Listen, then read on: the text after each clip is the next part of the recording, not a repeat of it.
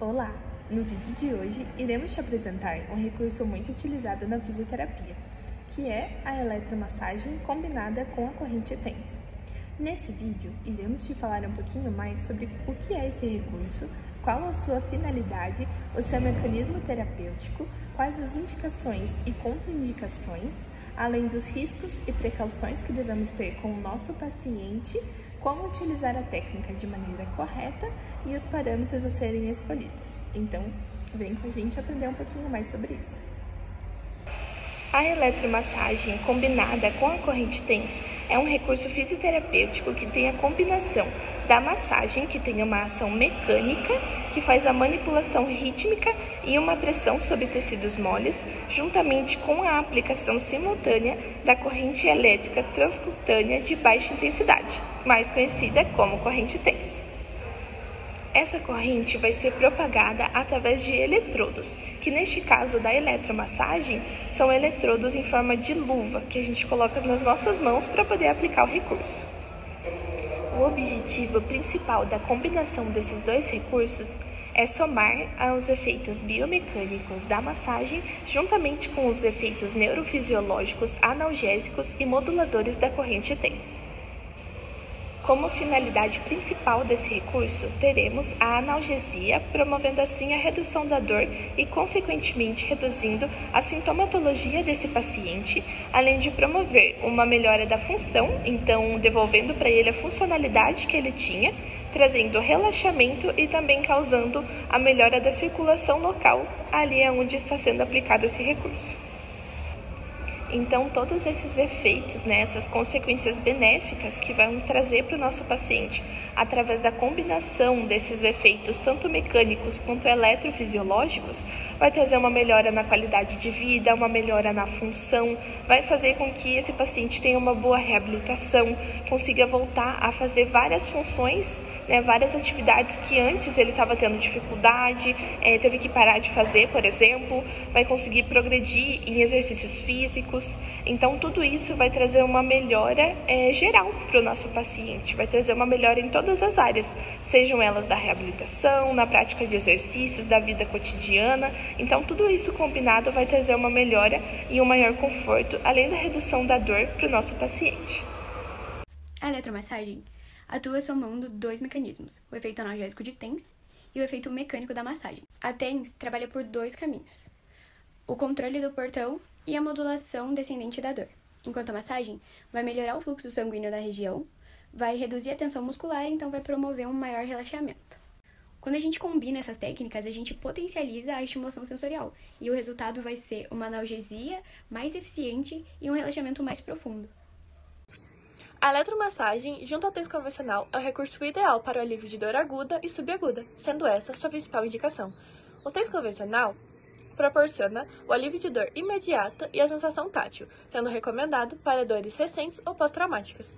Uma outra indicação é para o relaxamento de contratura muscular, no qual a sensação de formigamento contínuo e confortável ajuda a relaxar a musculatura tensa, interrompendo o ciclo vicioso de dor-espasmo-dor. É um excelente recurso para o alívio de tensões musculares superficiais, como as da região do trapézio. Outra indicação para a eletromassagem são para dores articulares e periféricas, com o objetivo de reduzir a percepção dolorosa local em condições como artrite, artrose, tendinites e bursites. Também melhora a circulação local pelo efeito de massagem tátil e o relaxamento muscular, promovendo uma vasodilatação reflexa, melhorando o fluxo sanguíneo da área tratada. Também indicado para a preparação de terapias manuais. A eletromassagem pode ser usada antes de alongamentos e mobilizações articulares, pois a redução da dor e da tensão muscular facilitam as intervenções fisioterapêuticas. As contraindicações absolutas da técnica são a aplicação sobre a área cervical anterior, pelo risco de estimular estruturas essenciais como o nervo vago, o nervo frênico e os seios da carótida, resultando em efeitos adversos como a reação hipotensiva e o espasmo de laringe. Também sobre a região torácica, pelo risco de afetar a função cardíaca normal, e também porque a estimulação de músculos intercostais levam à insuficiência respiratória em pacientes cardíacos. Sobre a área craniana, pelo risco de afetar a função cerebral normal. sobre as áreas abdominal, lombar e pélvica de gestantes do primeiro trimestre, porque induz o trabalho de parto, pode induzir o trabalho de parto, sobre implantes metálicos, pelo risco de causar dor desnecessária decorrente do aquecimento excessivo dos implantes devido à corrente elétrica, em pacientes epiléticos, pelo risco de causar um episódio epilético, sobre uma área hemorrágica, pelo risco de causar um sangramento maior, em virtude do aumento do fluxo sanguíneo da área tratada. Também sobre uma área cancerosa, pelo risco de aumentar e disseminar o tumor, por causa também do aumento de fluxo sanguíneo, sobre uma pele lesionada, pelo risco de causar a própria dor desnecessária e intensificar essa dor, e em casos onde a dor é de origem desconhecida.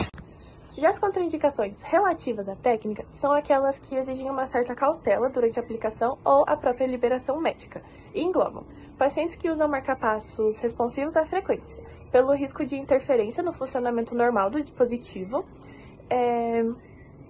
E assim, o TENS pode ser utilizado, mas desde que o paciente seja monitorado por um eletrocardiograma durante a aplicação e não tenha nenhuma alteração cardíaca ou mediante autorização de um médico cardiologista. Pacientes que usam desfibriladores cardioversores, que são os ICDs, também correm o risco de ter interferência no funcionamento do dispositivo, e o TENS só deve ser aplicado se o ICD puder ser desligado durante o período ali de aplicação, para garantir a segurança do paciente. Pacientes com distúrbios circulatórios severos, como a trombose venosa profunda, também entra como uma contraindicação relativa, porque tem o risco de deslocar o trombo. Espasmos musculares agudos ou dor intensa sem diagnóstica a eletromassagem pode agravar o quadro se a causa for uma inflamação profunda. Pessoas com a hipersensibilidade cutânea ou alodinia podem sentir dor ou queimação, mesmo ali com a baixa intensidade. Doenças neuromusculares degenerativas avançadas também são uma contraindicação relativa, porque a estimulação pode causar uma fadiga precoce e até um desconforto. E também pós-operatórios imediatos, que ainda tenham ali uma sutura recente, porque as vibrações e a própria corrente podem interferir na cicatrização inicial. Não existem contraindicações exclusivas à eletromassagem. Todas se baseiam nas contraindicações das correntes elétricas em geral, mas com uma maior cautela, justamente por causa dos efeitos de massagem e da vasodilatação reflexa. E aí, o que está achando do vídeo? Está aprendendo bastante? Conte aqui nos comentários pra gente. Vamos nos atentar a mais um tópico: riscos e precauções durante a sessão. Devemos nos atentar se o paciente tem ausência de sensibilidade, se o paciente está confiável, se ele está confuso. Devemos alertar também se o paciente pode ter uma alergia ao equipamento durante a sessão. Devemos também nos atentar se o paciente está com algum objeto metálico, como anel, então a gente retira todos os objetos do paciente. Também devemos nos atentar se o paciente está tendo contato com um outro equipamento, como o de diatermia. Devemos monitorar a impedância dos eletrodos e também perguntar ao paciente como está sendo a ingestão dele com a cafeína. Sabe por quê? A cafeína atrapalha a analgesia. Você sabia disso? E também temos que ter um certo cuidado ao manusear as luvas.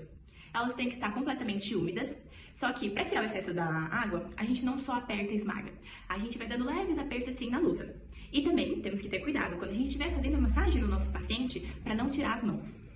Agora, nós vamos falar da dosimetria e dos parâmetros escolhidos para a nossa aplicação.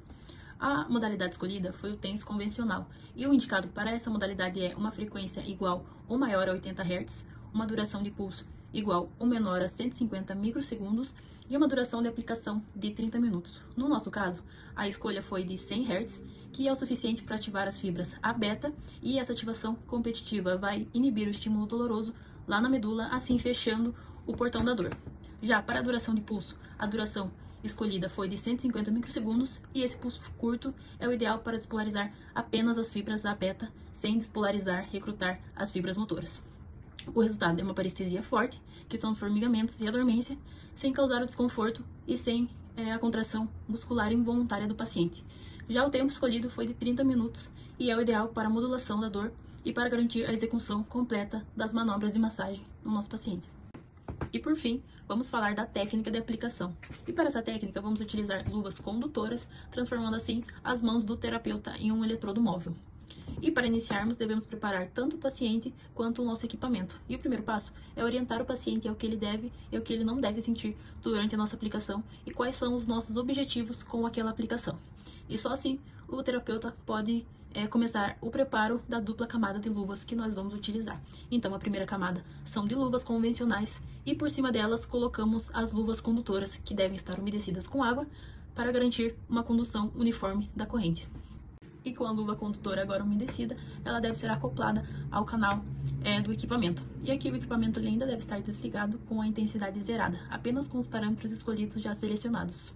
Então, depois de realizar todo esse procedimento, aí sim podemos posicionar as mãos no local de aplicação do nosso paciente. E então, o equipamento deve ser ligado e a intensidade ela deve ser aumentada lentamente até o paciente relatar parestesia máxima tolerável, sem dor ou contração. Mas atenção, como já falado aqui antes, o fisioterapeuta deve manter o contato e não podemos tirar a mão durante o procedimento, porque a interrupção do contato causa uma alteração na impedância e essa impedância pode resultar em choques desagradáveis e em queimaduras.